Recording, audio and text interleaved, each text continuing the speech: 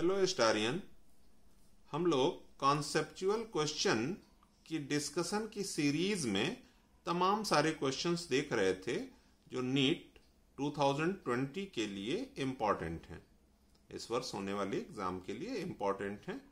और ये सभी क्वेश्चन एनसीईआरटी की लाइनों से फ्रेम्ड हैं, स्टेटमेंट टाइप हैं या कॉन्सेप्ट ओरिएंटेड हैं और इनके पूछे जाने की प्रोबेबिलिटी बनती है। तो आइए इसी तरीके के कुछ क्वेश्चंस का डिस्कशन करते हैं। पहला क्वेश्चन है, which of the following compound is used as refrigerant? और ऑप्शन है आपके CF4, CCl4, CCl2F2 और CH2OH, CH2OH। तो अब haloalkane haloarene topic में आपने रेफ्रिजरेंट वाला पार्ट डिस्कस किया है। ऑप्शन देखते ही आपको याद आ जाएगा किसको हम रेफ्रिजरेंट के रूप में यूज करते हैं। तो मेनली फ्रेयान को किसको यूज करते हैं? फ्रेयान। और फ्रेयान क्या होते हैं? फ्रेयान chlorofluoro derivative of alkene.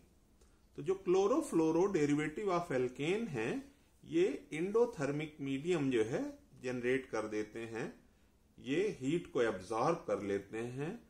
Fridge में, एसी में हम इनको यूज करते हैं और यही ओजोन लेयर डिप्लीशन के लिए रिस्पॉन्सिबल फैक्टर बनता था किसी तरीके से। तो आपका करेक्ट आंसर क्या हो गया? CCl2F2। अच्छा, इसमें एक और यहां पर ये CH2OH दिया है, इथाइलिन ग्लाइकॉल दिया है, इसको भी आपको याद रखना है कहां ये यूज होता है। तो ये as anti freezing agent, anti freezer के रूप में फ्यूल को जमने से बचाता है ये। तो अब ये दो यूज हमको याद रखने हैं। साथ में CCl4 carbon tetra chloride, CCl4 या नॉमेनक्लेचर में जिसको पढ़ा पर क्लोरोमीथेन या पायरीन, ये फायर एक्सटिंग्विशर है, आग को बुझाने का काम करता है। इसके वेपर बहुत भारी होते हैं तो आग के ऊपर ब्लैंकेट जैसे ये आ जाते हैं और इससे एयर का कांटेक्ट टूट जाता है। तो ये CCl4। हाँ, जब हम इसको फायर एक्सटिंग्विशर के रूप में यूज करते हैं तो वो प्लेस कैसा होना चाहिए? ओपन। तो ये क्वेश्चन हम लोगों ने देखा। फिलहाल करेक्ट आंसर इसका क्या होगा? फ्रेयान। आइए दूसरे क्वेश्चन को देखते हैं। Which one of the following will give racemised product in C2H5OH? अब तुरंत आपको याद आएगा रेसिमाइज्ड। रेसिमाइजेशन कहां लीड होता है? SN1 में। SN1 के लिए क्या होना चाहिए? Stable carbocation. और सिस्टम कैसा होना चाहिए? कायरल। कुछ इस तरह की बात हम लोगों ने किया था कि ये कार्बोकैटायन इसके दोनों साइड से राइट और लेफ्ट रिएजेंट आके जुड़ेंगे तो 50% D और 50% L बनेगा। लेकिन सिस्टम कैसा होना चाहिए? कायरल होना चाहिए। अब यहां देखिए इसमें कायरलिटी नहीं है, ये दोनों सेम है। यहां भी कायरलिटी नहीं है, ये दोनों सेम है। यहां पर जो है ये देखिए स्टेबल कार्बोकैटायन ये बना सकता है, इस पे प्लस आए और ये कायरल सिस्टम बनेगा। यहां जब Cl रिप्लेस होगा और OH आएगा तो ये D और L फॉर्म में बदल सकता है दो। तो ये आपका करेक्ट आंसर हो जाएगा। इसी तरीके से तीसरे क्वेश्चन पे आते हैं। CH3 का whole twice CHCl plus NaI acetone CH3 twice CHI।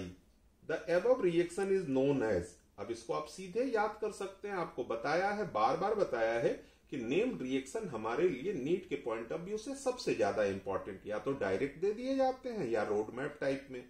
तो हमको अब ये रिएक्शन याद होना चाहिए। क्या है रिएक्शन? एल्किल हैलाइड है, उसको सोडियम आयोडाइड से रिएक्ट करा रहे हैं और आयोडो एल्केन बना रहे हैं। तो आपको याद है इस रिएक्शन को हम क्या कहते हैं? फिंकेल-स्टीन रिएक्शन। फिंकेल-स्टीन रिएक्शन। अच्छा, हिट एंड ट्रायल से भी आप कर सकते हो। स्वार्ट रिएक्शन इसमें क्या बनाते हैं, फ्लोरोएल्केन, तो यहां फ्लोरो नहीं है। फिटिक रिएक्शन, इसमें हम क्या बनाते हैं, तो 2 एरिल हैलाइड लेकर के इस तरीके से और इनको जोड़ करके बाइफिनाइल बनाते थे। Sabatier Senderens reaction, carbon carbon double bond को हाइड्रोजन और निकिल से रिएक्ट करा करके एल्केन बनाते थे। तो ये नहीं हो सकता, ये नहीं हो सकता, ये नहीं हो सकता। तो ये फिंकेल-स्टीन रिएक्शन। और कुछ बातें और याद रखनी है, हम एल्किल हैलाइड में एक्सचेंज रिएक्शन से एल्किल आयोडाइड और फ्लोरोएल्केन बनाते थे। अब ध्यान दें, जब एल्केन पढ़ा रहे थे तो आपको बताया था कि फ्लोरोएल्केन बनाने में प्रॉब्लम होती है क्योंकि ये एक्सप्लोसिव इन नेचर होता है। तो इसको भी एक्सचेंज मेथड से बनाते हैं जिसको स्वार्ट रिएक्शन कहते हैं। और आयोडोएल्केन बनाते हैं तो HI की वजह से हमको कंसंट्रेटेड HNO3 या HGO या HiO4 यूज करना पड़ रहा था, जो कि HI को न्यूट्रलाइज करता था। तो इससे बचने के लिए भी सिंपल हम जो है पहले क्लोरो या ब्रोमो ले लेते हैं जो आसानी से बन सकता है, और उसको NaI से ट्रीट करा करके हम आयोडोएल्केन बना लेते हैं, और ये रिएक्शन फिंकेल-स्टीन कहलाता है।